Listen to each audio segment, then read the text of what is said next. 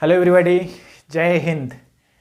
आज के इस लेक्चर में बात करेंगे electric field due to uniformly charge long wire या electric field due to uniformly charge infinitely long wire.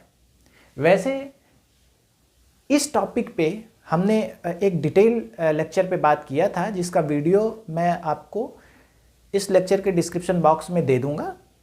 आप आसानी से जा कर के, अगर आपके पास टाइम है तो वो लेक्चर देख सकते हैं। वो काफ़ी डिटेल में है, पर यहाँ पे इस लेक्चर में हम बात करेंगे। इसका मोटिव ये है कि जो बच्चे हमारे बोर्ड का एग्ज़ाम दे रहे हैं ये आसानी से देख लें और ये समझ लें, ताकि इस पे अगर आने वाला जो सवाल है उनके बोर्ड एग्ज़ाम में, इस पे डेरिवेशन पूछा जाता है तो ये उसको स्किप ना करें, ठीक है। और ये सवाल पूछा जाता है आइदर 3 नंबर में या फिर 5 नंबर में पूछा जाता है। अगर 5 नंबर में पूछा जाएगा तो ये सवाल पूछा जाएगा, state Gauss law and derive the expression for electric field due to uniformly charged long wire। ये 5 नंबर का सवाल पूछा जाएगा। और अगर ये सवाल 3 नंबर में पूछा जाता है तो स्ट्रेट अवे पूछा जाएगा, derive the expression for electric field due to uniformly charged infinitely long wire using Gauss law। ठीक है ना। तो अभी हम इसके लिए बात करते हैं। यहाँ पे तो आप देखेंगे मैंने यहाँ पे एक इनफाइनाइटली लॉन्ग वायर बनाया हुआ, बहुत ही लंबा वायर है, ठीक है ना। अब इसको हम डेराइव कैसे करेंगे इलेक्ट्रिक फील्ड, जिसका ये हमें दिया है जो लीनियर चार्ज डेंसिटी है, इसके लिए लीनियर चार्ज डेंसिटी दिया है लैम्डा, ठीक है। मैं यहां पे लिख देता हूं लीनियर चार्ज डेंसिटी, इसका जो दिया है ये क्या है, लैम्डा है, ठीक। और लैम्डा इज इक्वल टू, हमें पता है, मैं यहां पे लिख देता हूं लैम्डा इज इक्वल टू क्या होता है, चार्ज डिवाइडेड बाय लेंथ, ठीक। इसकी बात हम अभी डिटेल में करेंगे, ठीक। तो अगर मुझे इलेक्ट्रिक फील्ड निकालना है तो हम क्या करेंगे, गॉस लॉ अप्लाई अगर करना है तो सबसे पहले हम क्या करेंगे, गॉसियन सरफेस खींचेंगे, ठीक है ना। गॉसियन सरफेस कैसे खींचेंगे, अगर मैं देखूं यहां पे अगर कोई एक पॉइंट P है, ठीक है, जहां पे इलेक्ट्रिक फील्ड निकालना है, तो मैं गॉसियन सरफेस बनाऊंगा कैसे। इसका जो गॉसियन सरफेस होगा, हमने ऑलरेडी इसका बात किया था, आइदर हम गॉस लॉ अप्लाई करते समय या गॉसियन सरफेस लेते हैं, स्फेरिकल गॉसियन सरफेस के बारे में बात करेंगे या फिर सिलेंड्रिकल गॉसियन सरफेस के बारे में बात करेंगे। तो यहाँ पे हम बात करेंगे सिलेंड्रिकल गॉसियन सरफेस। मैंने क्या किया, अगर इस पॉइंट P पे इलेक्ट्रिक फील्ड निकालना है तो इस पॉइंट P से गुजरते हुए एक हम गॉसियन सरफेस खींचेंगे, ठीक है ना। और ये गॉसियन सरफेस कैसा होगा, ये हम बनाएंगे सिलिंड्रिकल गॉसियन सरफेस। मतलब वायर के चारों बगल ऐसे एक सिलेंडर बनेगा, ठीक है, सिलिंड्रिकल गॉसियन सरफेस बनाएंगे। और गॉसियन सरफेस क्या होता है, क्लोज सरफेस होता है, तो इसको क्लोज भी करना पड़ेगा। तो हम क्लोज करने के लिए क्या बनाएंगे, ये इस तरीके से हम कंप्लीट कर देते हैं सिलेंडर को, ठीक है ना। आप देखेंगे यहाँ पे इसको मैं इस तरीके से बनाया और इसको मैं यहाँ से कंप्लीट कर दिया, ठीक है ना। ये देखिए इधर ये कंप्लीट कर दिया। अब ये क्या हुआ, सिलिंड्रिकल गॉसियन सरफेस हो गया। अगर मैं इसकी लेंथ मानूं, इसका मैं लेंथ यहां पे लिख देता हूं, ये मान लिया L है, ठीक। ये गॉसियन जो सरफेस हमने बनाया उसका लेंथ L हो गया, ठीक। अच्छा, अब हम क्या करते हैं, गॉस लॉ अप्लाई करते हैं, ठीक है। तो गॉस लॉ अभी हमें पता है, closed integral E dot dA is equal to होता है Q enclosed divided by epsilon naught. ये गॉस लॉ है, ठीक। ये हमने ऑलरेडी पढ़ रखा है। अच्छा, अब हमारे सामने प्रॉब्लम आ गई, राइट हैंड साइड में Q इन क्या है, Q इन क्या है, गॉसियन सरफेस के अंदर जो चार्ज इनक्लोज्ड होता है वो है। तो हमें कैसे निकालना पड़ेगा इसको, ऐसे अगर हम देखें लैम्डा दिया है हमारा लीनियर चार्ज डेंसिटी, तो हम ये देख सकते हैं लैम्डा इज इक्वल टू क्या होगा, Q जो इनक्लोज्ड, अगर हम देखें Q enclosed divided by length क्या है, लेंथ है L, ठीक है ना। तो L लेंथ के अंदर अगर हम देखें तो Q इन क्या हो जाएगा, Q इनक्लोज्ड बराबर हो जाएगा लैम्डा इंटू L। ये वाला हम इसको मान लेते हैं इक्वेशन 2 मान लेते हैं, ठीक। ये यहां से निकल गया। मतलब इस गॉसियन सरफेस के अंदर ये अगर मैं इसको क्लोज सिंबल दिखा दूं, ऐसे ऐसे ये क्लोज्ड हो गया, मतलब बंद है, ठीक है ना। ये हो गया, यहां पे देखिए ये बंद है, बंद हो गया ये गॉसियन सरफेस पूरा, ठीक।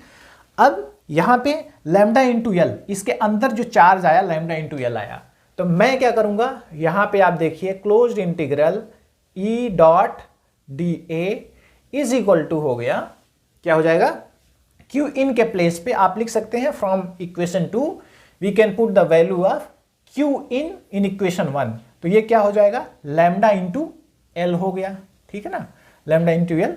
भाई क्यू इन को हमने लैम्डा एल लिख दिया यहां से, ठीक, डिवाइडेड बाई क्या हो गया, एप्सिलॉन नॉट हो गया, ठीक है ना। चलिए अब आगे देखते हैं। अब ये क्या है, क्लोज्ड इंटीग्रल है, मतलब ई डॉट डी ए पूरे ये जो सरफेस है, क्लोज सरफेस है, उस पे ये परफॉर्म करना है। इंटीग्रल का मतलब जोड़ना है, छोटा छोटा ई डॉट डी ए जोड़ना है। तो अब मैं इसको आसान बनाने के लिए इस पोर्शन को कैसे सॉल्व करें, हमने क्या देखा, हम इसको सरफेस में ब्रेक कर देते हैं। मैंने मान लिया कि ये सरफेस 1 है और ये वाला जो है सरफेस 2 है, मतलब जो ये कर्व सरफेस है ये 2 है और इसके ऊपर का जो सरफेस प्लेन वाला है इसको हमने मान लिया ये सरफेस 3 है, ठीक है ना। अच्छा, अब चूंकि ये वाला देखेंगे लाइन चार्ज है, जहां पे ये पॉजिटिव चार्ज लाइन पे डिस्ट्रीब्यूटेड है, तो पॉजिटिव चार्ज पे हम इलेक्ट्रिक फील्ड अगर देखें पॉजिटिव चार्ज से तो क्या होता है, अवे होता है। तो पॉइंट पी पे अगर हम इलेक्ट्रिक फील्ड देखें तो इसका डायरेक्शन क्या होगा, ठीक, डायरेक्शन क्या होगा, डायरेक्शन तो इस डायरेक्शन में होगा, अवे होगा इलेक्ट्रिक फील्ड, बिल्कुल पक्का है, ये यहां तक पक्का है, ठीक, ई हो गया। नाउ अगर हम बात करें इस पे जो क्लोज कर्व सरफेस है, कर्व सरफेस पे एरिया वेक्टर किधर होगा, कर्व सरफेस, इस पी पॉइंट को मैं यहां पे ले लेता हूं, ठीक है ना, पी पॉइंट इधर हो गया और यहां से हम मान लेते हैं ये आर डिस्टेंस पे ये पी पॉइंट लोकेटेड है। अच्छा, इस पे एरिया वेक्टर क्या होगा, एरिया वेक्टर जो होगा वो भी क्या होगा, क्लोज सरफेस से आउटवर्ड नॉर्मल होता है, ये भी हमने बात किया था। तो एरिया वेक्टर क्या हो जाएगा, डी ए, बहुत ही छोटा एलिमेंटल एरिया अगर हम देखें तो ये क्या हो जाएगा, बाहर की तरफ हो जाएगा। ऐसे सरफेस 1 पे एरिया वेक्टर क्या होगा, ये प्लेन है तो क्या होगा, बाहर की तरफ होगा, तो एरिया वेक्टर क्या हो गया, इधर हो जाएगा, डी ए इधर हो जाएगा, ठीक। वैसे अगर हम इस सरफेस देखें एरिया वेक्टर, एक छोटा सा एरिया वेक्टर बनाए तो ये इसके परपेंडिकुलर हो जाएगा, ये हो गया डी ए हो गया, एरिया वेक्टर इधर हो गया, ठीक। अब देखिए यहां पे मैं क्या करता हूं, इसको मैं 3 पार्ट में 3 सरफेस में ब्रेक कर देता हूं, सरफेस 1, सरफेस 2 और सरफेस 3 में ब्रेक कर देता हूं। तो क्या हो गया, अगर 1 को जोड़ूं प्लस 2 को जोड़ूं प्लस 3 को जोड़ूं तो पूरा क्या हो जाएगा, सिलेंडर का सरफेस एरिया निकल जाएगा, जो ये यहां पे इंडिकेशन जो सिंबल आपको दिख रहा है। तो इसको मैं कैसे करूंगा, इसको मैं तोड़ देता हूं, सरफेस 1 पे परफॉर्म करता हूं ई डॉट डी ए, ठीक है, और ऐसे ही सरफेस 2 पे परफॉर्म करता हूं, ठीक है, इंटीग्रल ई डॉट डी ए, ठीक। ऐसे ही मैं सरफेस 3 पे परफॉर्म करता हूं इंटीग्रल ई डॉट डी ए, ठीक है ना। ये इज इक्वल टू क्या हो गया, lambda into L divided by epsilon not हो गया, ठीक है ना। अब अगर आप देखें यहां पे क्या हुआ, जो इलेक्ट्रिक फील्ड है क्या है, अवे है, तो इधर से इलेक्ट्रिक फील्ड कैसे क्रॉस करेगी, वो इस डायरेक्शन में ऐसे क्रॉस करेगी। यहां पे इलेक्ट्रिक फील्ड कैसे होगा, वो इस डायरेक्शन में होगा। अब अगर देखें यहां इलेक्ट्रिक फील्ड ये है, यहां इलेक्ट्रिक फील्ड इस डायरेक्शन में है, एरिया वेक्टर नीचे है, तो इलेक्ट्रिक फील्ड और एरिया वेक्टर के बीच में यहां पे एंगल कितना है, 90 डिग्री है सरफेस 1 पे, ठीक है ना। अच्छा, ठीक यही ठीक होगा सरफेस 3 पे। यहां पे देखिए इलेक्ट्रिक फील्ड इधर है और एरिया वेक्टर हमने इसके पैरेलल यहां पे ऐसे बनाया हुआ है, ठीक है ना, एरिया वेक्टर यहां पे हो गया। इनके बीच में कितना डिग्री है, 90 डिग्री का एंगल है। सरफेस 1 और 3 पे 90 डिग्री है और सरफेस 2 पे क्या है, इलेक्ट्रिक फील्ड और एरिया वेक्टर के बीच का एंगल 0 है, ठीक। तो अब हम ये डॉट प्रोडक्ट है ई डॉट डी ए है, तो हम इसको कैसे लिखेंगे, इंटीग्रल ऑन सरफेस 1 ये हो गया E into D A into cos D A. 1 surface 1 पे क्या हो गया, दोनों के बीच एंगल क्या है, 90 डिग्री, तो यहां पे मैं क्या लिख दिया, 90 डिग्री लिख दिया, ठीक है ना, कॉस 90। दूसरे सरफेस की अगर हम बात करें, ठीक है ना, सरफेस 2 पे, सरफेस 2 कौन सा था, ये है, यहां पे मैं क्या लिखूंगा, ई इंटू डी ए, ठीक, ई डी ए कॉस, यहां पे 0 डिग्री हो गया, ठीक है, एरिया वेक्टर और इलेक्ट्रिक फील्ड के बीच का एंगल, ठीक, प्लस यहां पे मैं अगर सरफेस 3 करता हूं तो सरफेस 3 पे ई इंटू डी ए इंटू एरिया वेक्टर और इलेक्ट्रिक फील्ड के बीच का एंगल 90 है, ये इज इक्वल टू हो जाएगा lambda L divided by epsilon naught, ठीक है ना। चलिए तो अब क्या हुआ, cos 90 क्या होता है 0, ये टर्म क्या हो गया स्ट्रेट अवे 0 हो गया। यहाँ पे सरफेस 3 पे आप देखेंगे ये क्या हो गया, ये भी 0 हो गया, ठीक है ना। तो बचा क्या, और cos 0 1 होता है। तो यहाँ पे हम लिख सकते हैं क्लोज ये integral over surface 2 e into D A is equal to हो गया cos 0 1 हो गया, बराबर बचा lambda L divided by epsilon naught, यही तो बचेगा, ठीक है। अब क्या हुआ, ई क्या है बेसिकली, ई को अगर देखिए, ई हम पी पॉइंट पे निकाल रहे हैं, तो ये वायर है, वायर के चारों तरफ ऐसे ये वायर है, वायर के चारों तरफ ऐसे आर डिस्टेंस पे ये पॉइंट लोकेटेड है।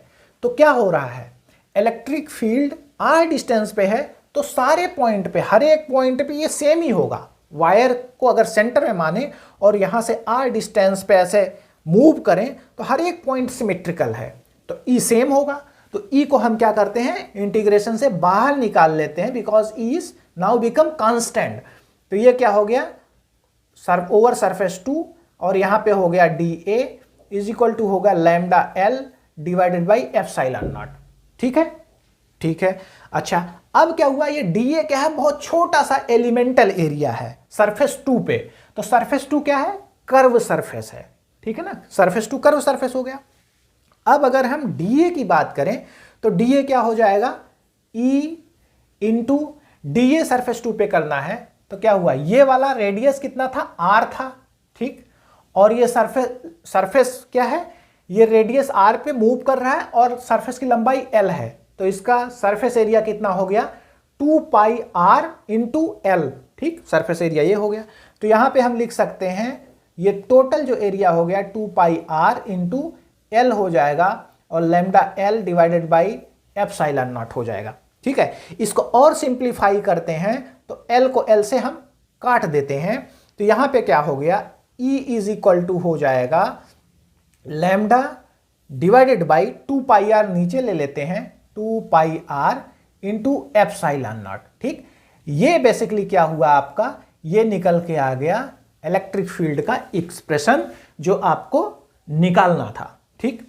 इस एक्सप्रेशन को एक और फॉर्म में लिखते हैं, अगर हम 2 से ऊपर नीचे मल्टीप्लाई कर देते हैं, ठीक है, तो ये क्या हो जाएगा, ये फॉर्म 1 है, यहां आपने ये डेरिवेशन करके छोड़ दिया, आपको फुल नंबर मिल जाएगा, ठीक है। पर इस फॉर्म को एक और रूप में याद करने के लिए, वो भी बहुत ही यूजफुल होता है कभी कभी, इसमें हम 2 से ऊपर नीचे गुणा करते हैं, तो ये क्या हो जाएगा, E इज इक्वल टू निकल के आ जाएगा 2 into lambda divided by 4 pi epsilon naught into r, ऐसा लिख सकते हैं, ठीक है ना। और इसको हम कैसे लिख सकते हैं, 2 इंटू 1/4 पाई एप्सिलॉन नॉट को क्या लिखेंगे, के, ठीक है, के की वैल्यू होती है ना इलेक्ट्रोस्टैटिक कांस्टेंट की, तो इसको मैं लिख सकता हूं के into lambda divided by r. तो ये वाला जो एक्सप्रेशन है ये भी बहुत ही इंपॉर्टेंट है, मतलब ये वाला form lambda upon 2 pi epsilon naught r, ये तो एक फॉर्म है, दूसरा फॉर्म है इज इक्वल टू 2 के लैम्डा बाई आर। तो ये दोनों फॉर्म याद रखें तो ये यूजफुल होगा, ठीक है ना। अच्छा एक चीज इसमें और थोड़ा सा मैं बात करता हूं, इस पे और पूछते हैं, इसका कर्व भी पूछ लेते हैं इसी में, कभी कभी उसमें ये लिख देते हैं कि इलेक्ट्रिक फील्ड का एक्सप्रेशन निकालो और साथ ही साथ डिस्टेंस के साथ इसका कर्व भी बनाइए। तो ये मैं यहाँ पे इसको इरेज करता हूँ थोड़ा सा, और फिर मैं इसी में आपको कर्व ये बताता हूँ, ठीक है। यहाँ पे मुझे थोड़ी सी जगह चाहिए। क्या हुआ, अब यहाँ पे देखेंगे कर्व अगर मुझे बताना है तो मैं इसको ही, इसका सेंटर लिया ऐसे वायर का, और ये वाला हो गया डिस्टेंस, ठीक है ना। और यहाँ पे क्या हुआ, मैंने इलेक्ट्रिक फील्ड लिया वाई एक्सिस पे, और इस पे क्या लिया, डिस्टेंस लिया आर। तो हमने क्या लिखा, यही इज इक्वल टू होता है, अभी हमने जो लिखा था 2 के लैम्डा बाई आर। तो के क्या है, के भी कांस्टेंट है और लैम्डा भी कांस्टेंट है, तो क्या हुआ, ई इज प्रोपोर्शनल टू, क्या हो गया, E is proportional to 1/r हो गया। तो इसका जो कर्व बनेगा यहाँ सेंटर से इस तरीके से बनेगा, ये 1/r का कर्व कुछ इस तरीके से बनेगा, ठीक है ना। इसका जो हम लिख सकते हैं E is proportional to 1/r का कर्व, मतलब इलेक्ट्रिक फील्ड डिस्टेंस के साथ कैसे वेरी करेगा ये कर्व आपसे पूछा जाता है। ठीक है ना। तो बोर्ड के लिए आई थिंक इतना आपके लिए सफिशियंट है। ठीक है, आप प्रैक्टिस करिए so that you will not lose such kind of question in your board exam. ठीक है, thank you very much for watching, see you in next lecture.